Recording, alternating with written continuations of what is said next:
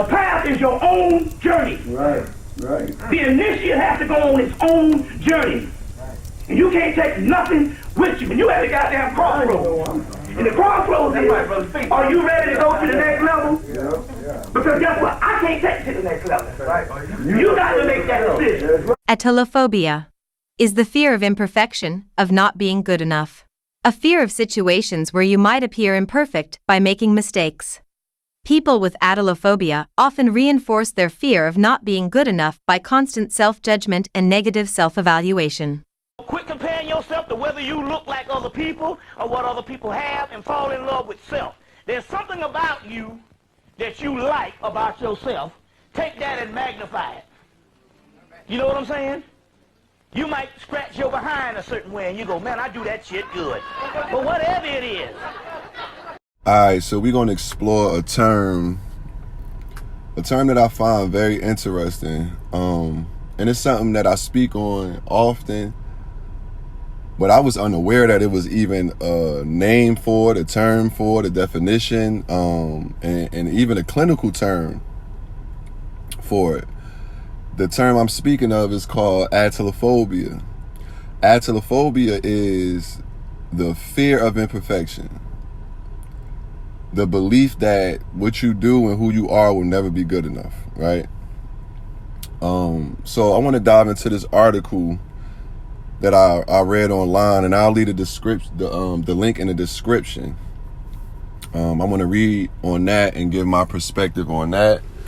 And, you know, like I said, y'all can read it in its entirety. Y'all can study it, do whatever you want to do with it, self-reflect on it, or whatever the case may be, and look for some of these signs and symptoms within yourself so that you can move along and being cool with being yourself. This is one of the breakthroughs that I'm having as of late, and I didn't even realize that it was a term for some of the things that I was dealing with, and sometimes I still deal with. Because when we talking about the term atelophobia, we talking about the fear of imperfection.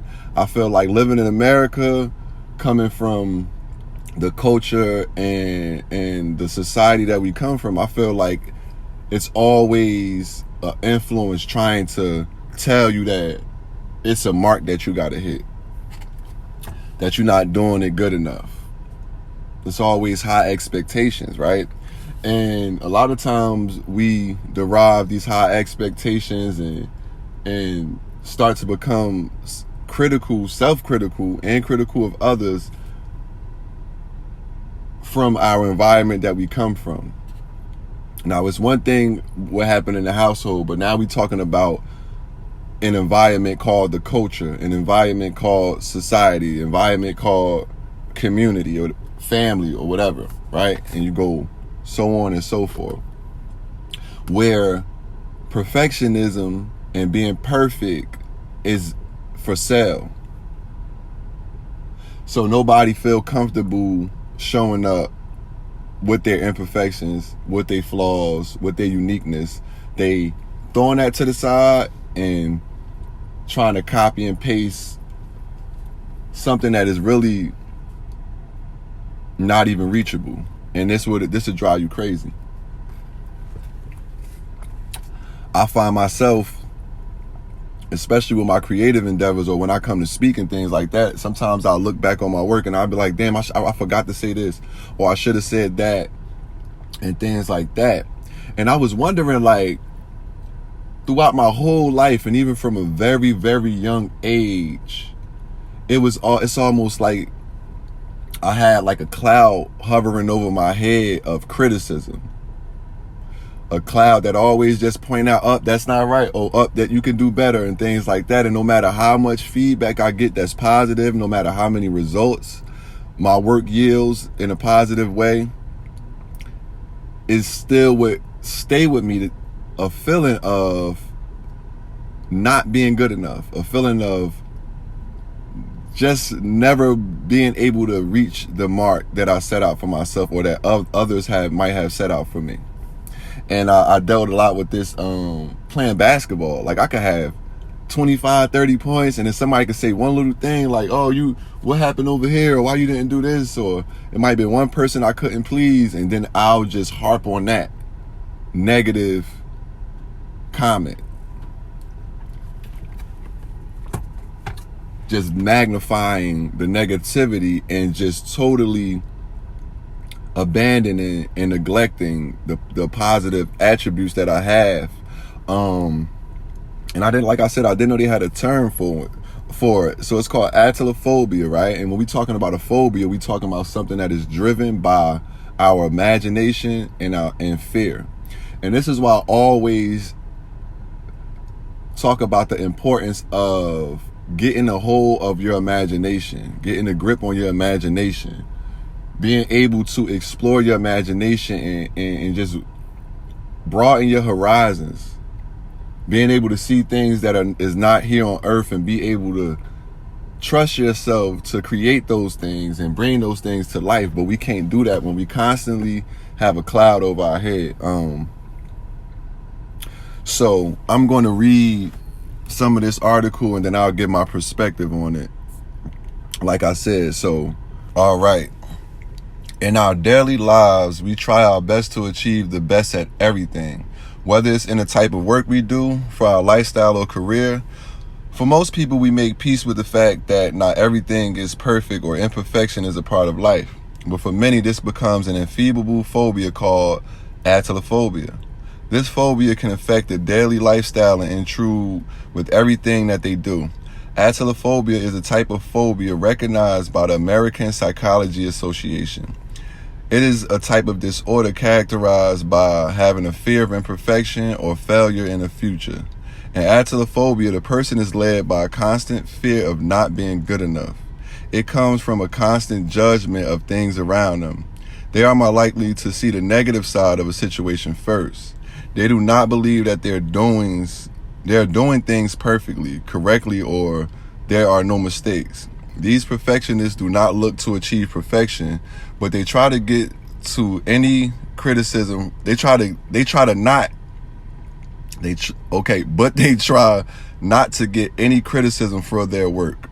Hence, they become hard on themselves and rely on self-criticism to achieve that perfection. You can also conclude that this obsession with perfection is not only neurotic, but also driven by fear. Now, that's the key thing that it's a few key points in this article that I want to point out. And one is criticism, and two is an obsession. Damn, it's a couple, okay. 3 is neurotic, and 4 is driven by fear. Self-criticism.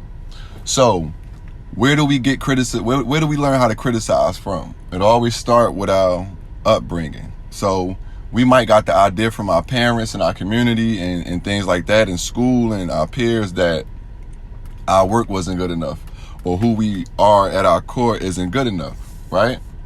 Or we just might have been criticized, or we might just have parents or something like that with high expectations, whatever the case may be. A lot of times we, as children, draw our own conclusions about how people feel about us too. So we, our parents we might run up to our parents and show them something that we drew or something that we colored or some shit like that, and then they might be busy or something like that, and they might really think your painting is great, but because they didn't give you the initial reaction you was expecting, you just took it as it wasn't good enough. So then you build dialogue within yourself of not being good enough. So now you carry that with you and you constantly criticize everything you do. Now, the more we feed this perspective of ourselves, this distorted perspective of ourselves, the more this voice can outweigh our true voice. And we could become, like they said, neurotic. We could become self-critical of ourselves and others. And just be in constant judgment of ourselves. And I find myself doing this all the time. And this is why spiritual work is so important, because one of the biggest things about doing spiritual work is observing your inner dialogue. Your inner dialogue has a lot to do with your emotions, your feelings, your actions, even your health. You feel me? Just having a down energy or always looking at yourself and looking at the glass half full and shit like that does not allow you to see the opportunities in life. It don't allow you to be optimistic and joyful about things. So then you could become aloof. You could become like this in your creativity and your relationships. You could become lazy about your spirituality and just be somebody that just talk about it but don't walk the walk and things like that, and just never having a feeling of arriving. So that's the issue. You never have a feeling that you here, that you're arriving, that you have arrived, that the things that you say and do matter. Before somebody else could criticize it, you would rather criticize it first so that they don't have a real true chance to criticize it. And this the type of shit is why everybody going crazy in the world and just losing sleep. This is why when a person post a picture online, they take 120 of the same picture just to post one. And this is why we had what they call people being schizophrenic and shit like that, and getting people having bipolar disorder. What's the other shit they call? They got so many labels for people. And when we talking about clinical terms, that's just to send you to the doctor. That's just to label you. That's just to put you through a pharmacy. That's to drive you to go towards the therapist and lean on, and have a crutch and lean on those type of things, because they feed the system. We got to understand that we live in a system that play both sides. It's called control opposition. And I'll make sure I do a talk on that too. We live in a system that do control opposition. So they make the problem and then they make the cure. So they benefit off the problem and they benefit off the cure. For example, is black people killing each other every day, all day, and rapping about it, right? So they benefit off you rapping about it. They benefit off you getting shot, going to the hospital. They get money off of that. If you die, they get money off of that. If you go to jail, they definitely get money off of that. So they play both sides. So this is how society's set up. And I'm just hoping at some point, like, people kind of wake up, but sometimes I lose hope and shit like that. But, and I be giving a lot of people just more credit than they actually deserve just for having thinking power. I'm starting to realize that a lot of people just don't want to know. They don't want the burden of responsibility of knowing. So like the articles say, it's an obsession, but it's neurotic. So when we talking about something being neurotic, we talking about our neural system, our neural pathways. So the neural pathways we have in our brain trigger certain things. So if we so worried about the future, we so worried about being perfect and things like that, we can never, ever truly embrace the moment, seize the moment. And the moment is where everything gets done at, right? So when we're talking about spirituality, and we're always talking about spirituality, when we're talking about spirituality, we always talking about the moment. We talking about the breath. We talking about being calm, being clear, or working to get there, to that middle point, and that middle point is the moment. Because when we think about the future, we still live in a moment. When we're thinking about the past, we're still here in a moment. So we don't want to utilize our moment for old shit, for the past things. We don't want to dwell there. We don't want to stay there and live there too long. We might travel over there to get some insight and bring it back to the present moment and help us here. But we don't want to stay there. We don't want to dwell there. And then when we're thinking about the future, what could happen, what might happen, whether it's optimistic or pessimistic, it's still a place that you don't want to spend too much of your time in, because you do have the moment that you're here now in, right? So when we're talking about neurotics, we're talking about your body, we're talking about anxiety, we're talking about just being shook up, not being able to focus, not being able to breathe properly. And this has an effect on your health too. But so when you're neurotic and you're stuck in a neurotic state, let's just talk about it. You ever met somebody that, like, every little thing kind of shake them up, and you be looking at them like, damn, that's like, ain't nothing even really going on, or that you ain't really been through shit. You feel what I'm saying? Like, every little thing, because that might be a person that may be sheltered from a lot of things, or whatever the case may be. So they have certain ideas and pre-connotations about life without actually experiencing it. And this is where it ties into atelophobia, because before we could even experience the feedback of others or really our true selves, we have a voice already clouding it, a voice already telling us, no, that ain't, you could have did that one little thing better, or you should start all over because you stuttered, or you know what I mean? Just never being good enough. And here's the problem. When we're in that neurotic state and using our moment to be in that neurotic state, we manifesting from that state. Don't let this law of attraction, manifestation shit fool you. Whatever energy that you reside in currently is your currency. If I feel abundant, then my life is abundant. I don't have to have $1 million in the bank. Can't nobody tell me shit. And this is the point we want to get to. Like, even like I said, I deal with atelophobia a lot of times when I come to speak, because there's so many things to say, but you'll never say all of it in one shot. You'll never be, unless you're a fucking robot or a computer or something, you'll never be able to say it all in one shot.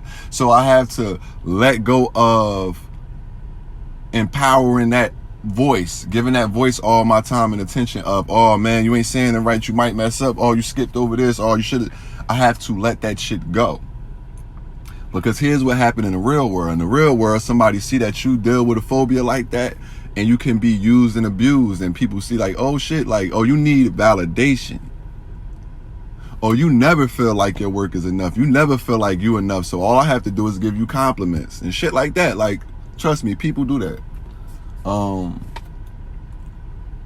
Or just underplay you. We live in a world where everybody want to downplay who you are anyway, because everybody's so focused on building up a perfected image of themselves that they'll never reach, while behind closed doors they suffering from not being able to live up to this perfected image.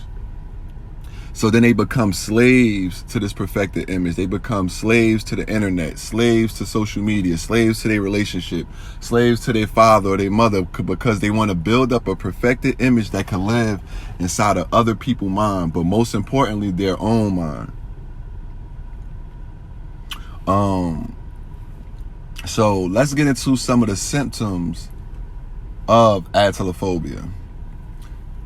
Number one, you're steering clear of situations where you might make mistakes, just like I just spoke on.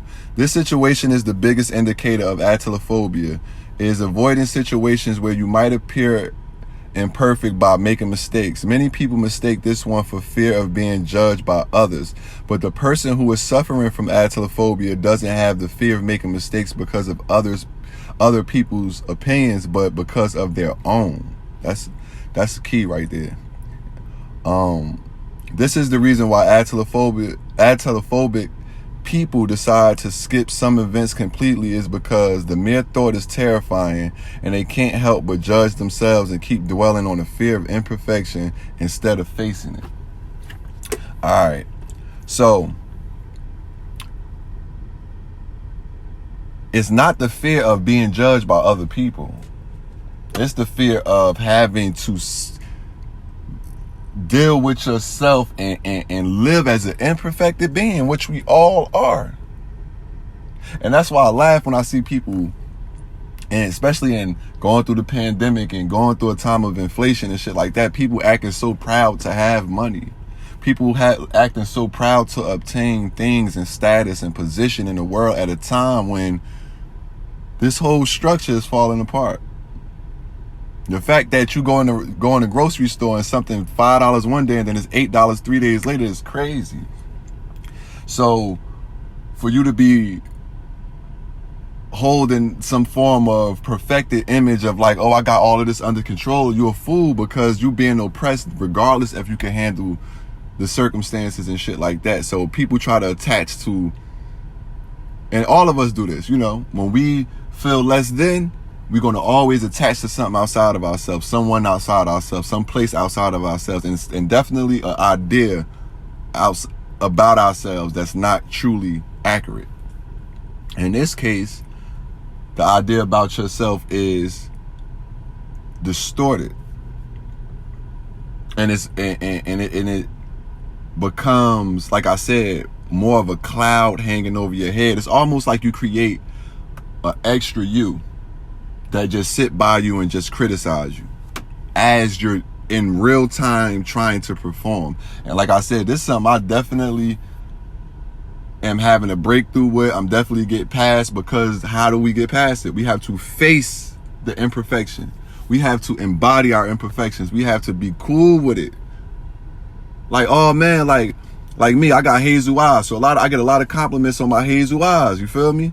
Now, back in the day, I used to say, damn, yeah, I got hazel eyes, but one of my eyes is lazy. I had to learn to love my lazy eye. Like, you know what?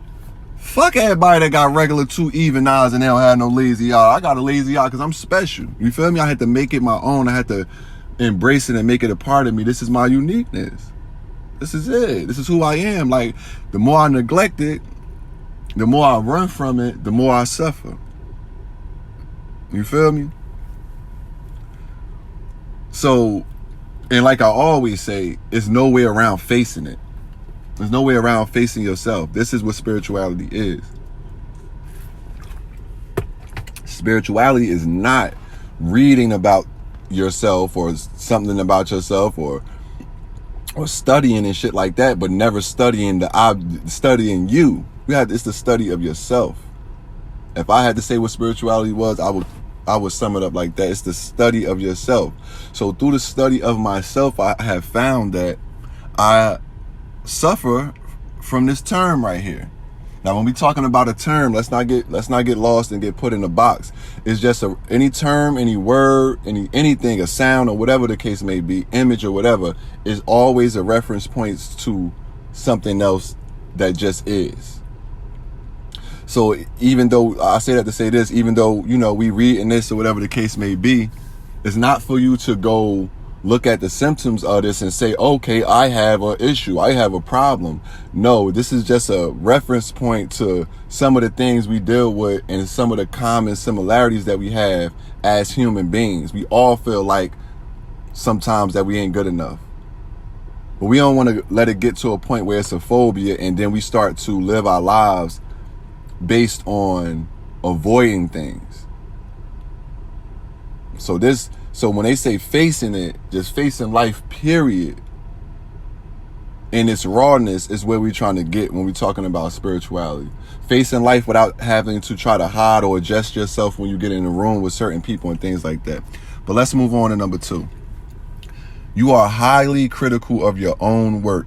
You always do a double check on everything before you publish it. This is me. People suffering from this atelophobia constantly look at their own flaws, imperfections, and mistakes in each and every aspect of their lives. The fear of imperfection turns into a void where you no longer think rationally, and wherever you go and whatever you do, the fear follows you.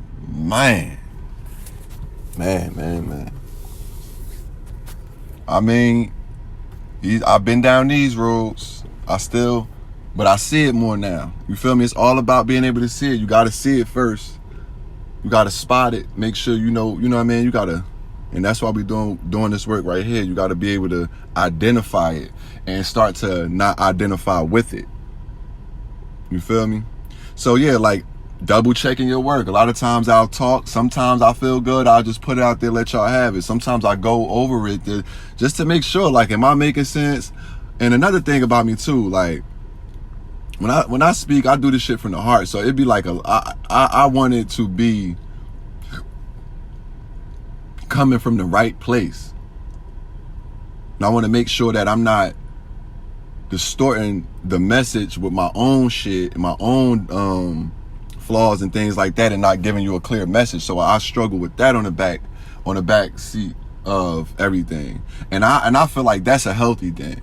Because I don't want to just be somebody that do my work or whatever the case may be and just do it just to be saying I'm doing it.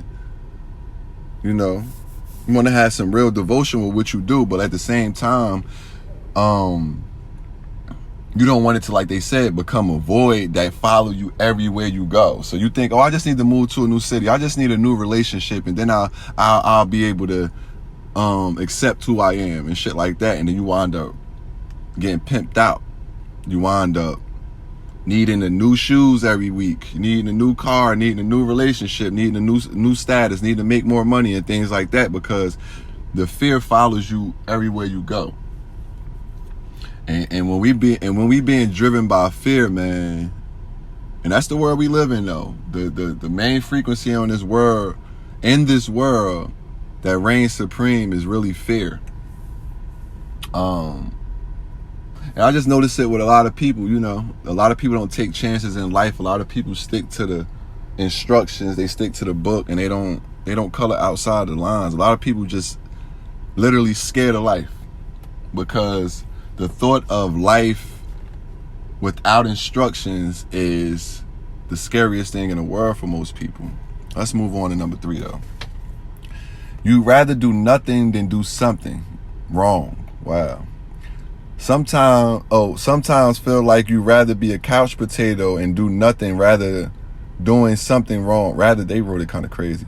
Rather than doing something wrong. A person suffering from atelophobia may feel extremely frustrated and anxious due to uncertainty of a new task that you're not familiar with. The individual has an indescribable fear of making mistakes. They are really good at making excuses in order to avoid doing something. The sufferer would choose to do nothing before doing something which might result in imperfections. Wow. Yeah. So you become a person that's paralyzed by life. You're paralyzed by your thoughts. You're paralyzed by the perspectives of others, but more of yourself. So you wind up looking at so many distorted images of yourself that your job now becomes to kind of try to put yourself back together, but you can never feel whole, feel content, feel satisfied until you fuck with the imperfection, until you see where the imperfection is something that you can embrace, something that you should embrace, and something that you need to humble yourself to and get used to living with and working with, and it's there to teach you. We got to understand that, but we can't understand that when we being all fearful and scary and shit like that, and we reaching for this, that, and the third, and we hiding from this, that, and the third. You know what I mean? Let's move on to number 4 and 5, though, and these are the last 2. Number 4, your fear of imperfection interferes with your everyday life. The fear can cause serious difficulties in the workplace and with relationships and in the regular daily life. It can go to the extent of making an individual feel paralyzed and unable to deal with. All right, we just kind of covered that. You just can't move because it's like, if I go left, I might be wrong. If I go right, I might be wrong. If I go up, and you start to live like that, and that's an easy way for you to become prey to other people's ideas, prey to feeling like you need to buy shit or be more. So it's easy for America to run an ad on you and sell you some shit that make you feel like if you add this to your repertoire, then you'll finally be there. And it's like the Wizard of Oz. It's like it's no place like home, though. But you just off to see the wizard because you think the wizard got something that you don't have. Number 5, you're deathly terrified of flaws. We all are scared of specific things to a certain extent, but when that fear sometimes becomes irrational, that is atelophobia. For example, if you are terrified of making mistakes in your projects, speaking in public, it means you're terrified of your flaws. Some people have an obsessive tendency to make things look perfect or prepare themselves to perfection for a specific event, meaning you're not in control of your mind or body. When you're not in control of your mind or your body, then you're possessed. Wow. Then you really are a zombie. So your thoughts precede you, so they just pull you along. And I always tell this to kids when I'm teaching them basketball. I'm like, wherever your mind go, that's where your body is going to go. So with atelophobia, you have become a slave to the critical voice, a slave to whatever it might take for you not to see yourself as you actually are. And then secondly, not for others to be able to see you as you actually are. Or for other people to just have their own feelings and perception of you. Like I said this to somebody the other day, I'm like, I'm not interested in how you gonna make me up in your mind. Because that's your mind, that's cool. Go ahead on and do that. I'm not here to try to sell myself to you. And then I'm not here to sell myself to myself either. That's the ultimate realization we headed for.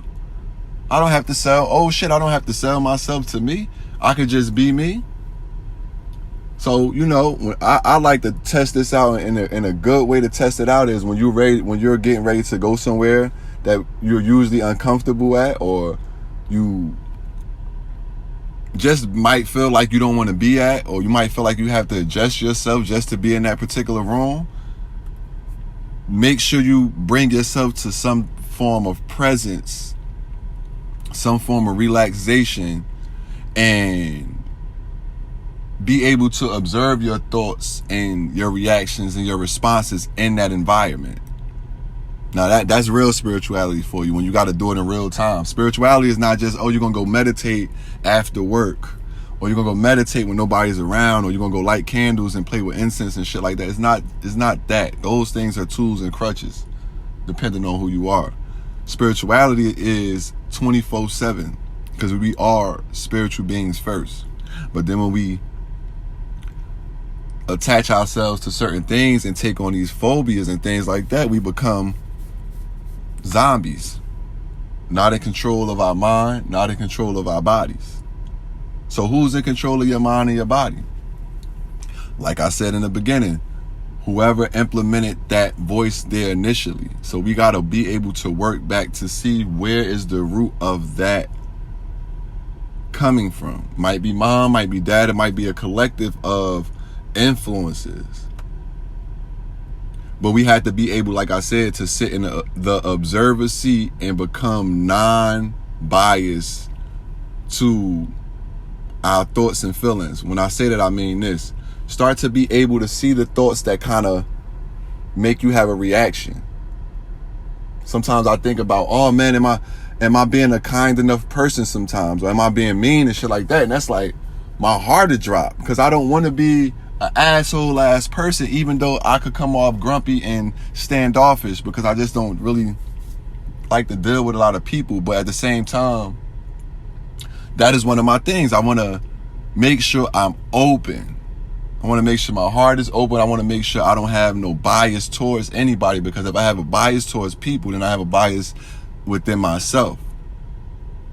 So anytime we're talking about spirituality, we always coming back to the self. I don't got time to be, we don't have time to cling on to ideologies and psychology and all that kind of shit. We can need to use these things as tools.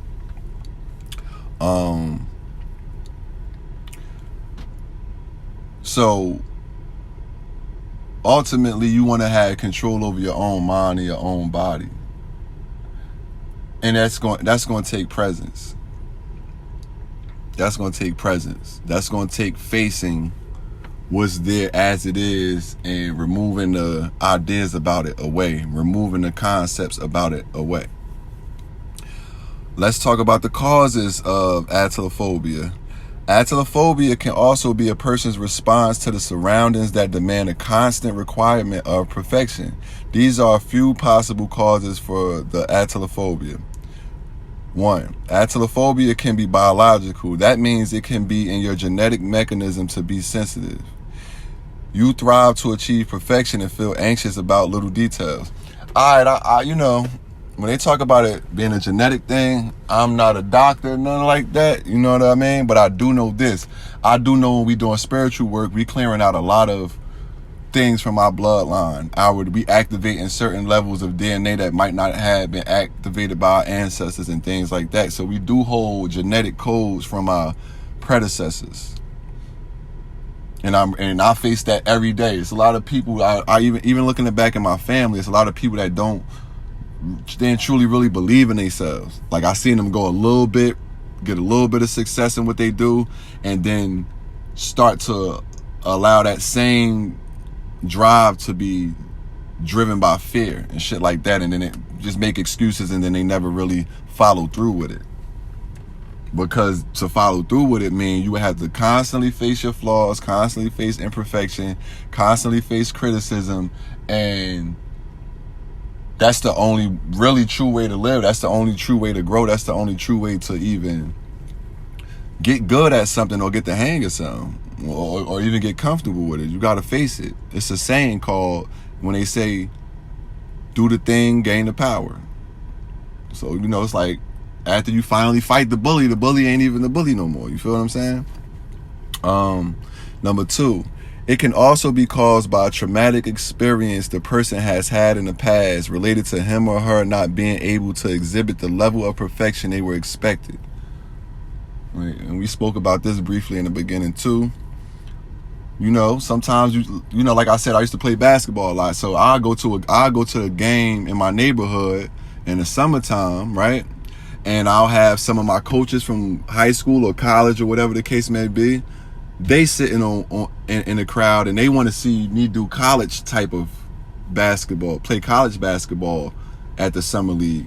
But then I got my whole hood there. I got people betting money on the game. I got drug dealers there. It's people that want to see me lose. So it's a lot going on, and it's like, who do I choose to appease? So when doing spiritual work, we have to strive to come to a place within ourselves that we just accept ourselves as we are, on a minute-to-minute basis, second-to-second basis, as we go, so that the world is not able to put their expectations on us, because we have removed the harsh expectations from ourselves. I guess I could say it like that.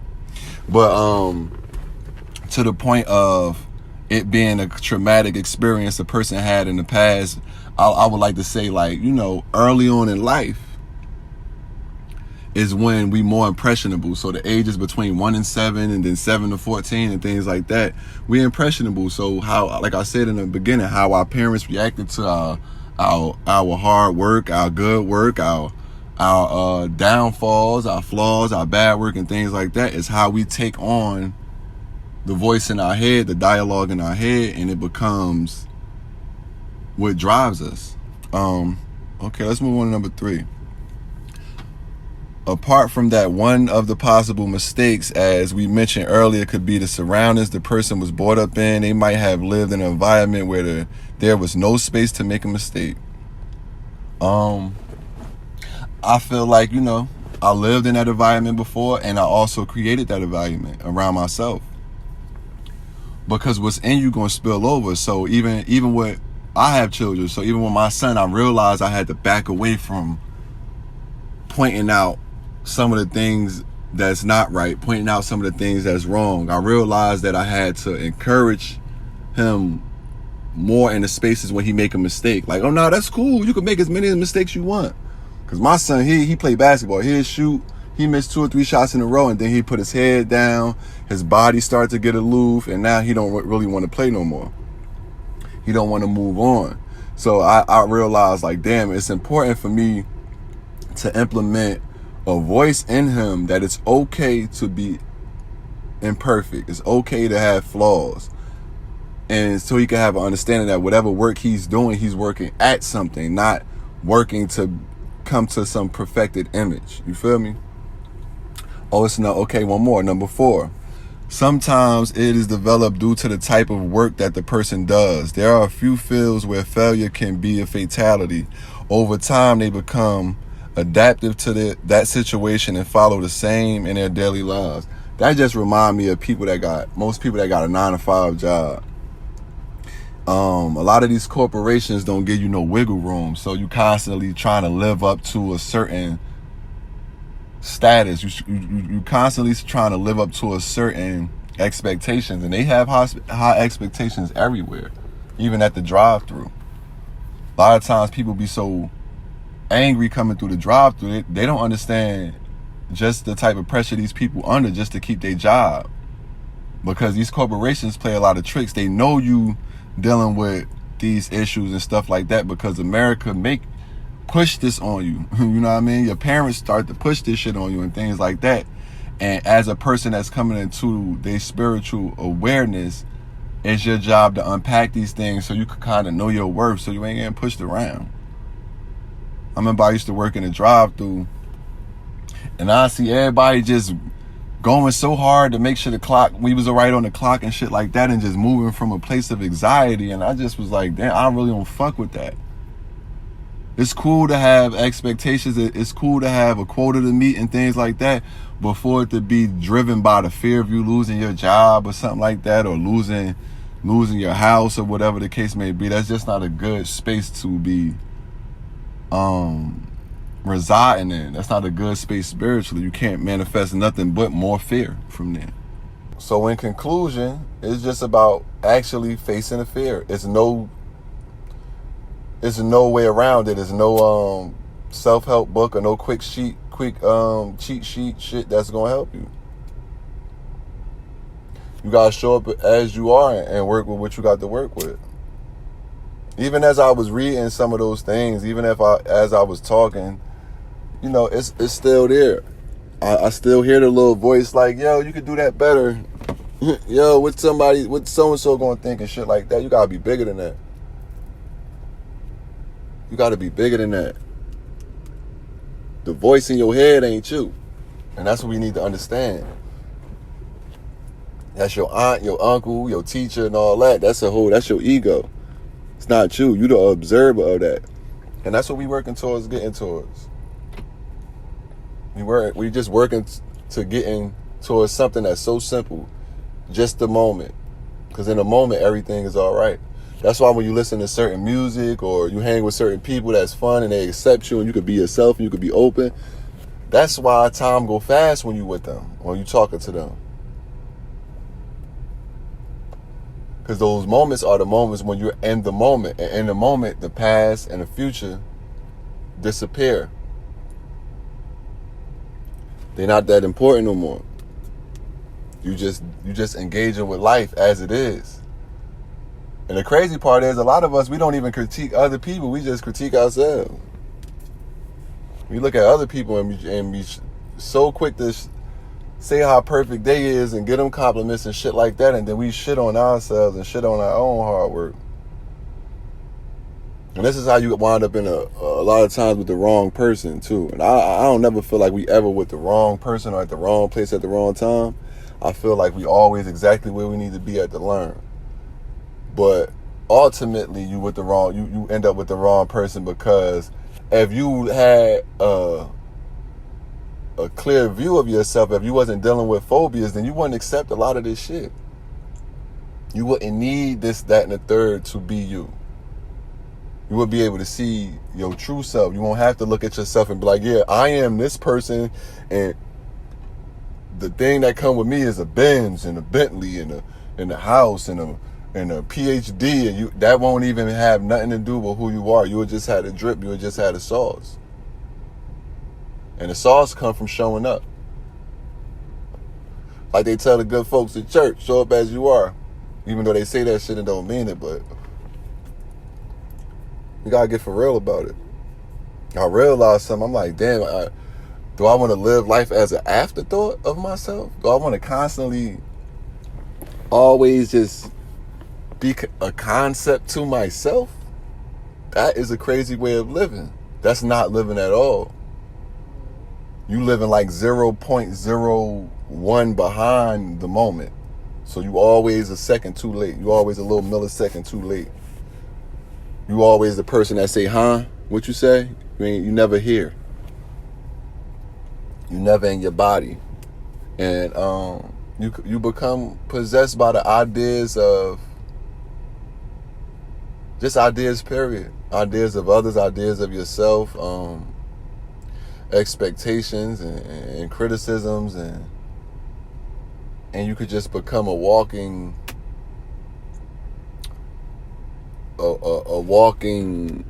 zombie that's controlled by anxiety. And you can't really get nothing done with anxiety, man. I don't want nobody scary as hell next to me while I'm trying to do something where I need to concentrate. That ain't gonna work. And we not going to underplay the importance of relaxation. When you relax and you breathe in calm and things like that, your mind is able to take reality in how it is and not see it through that distorted lens.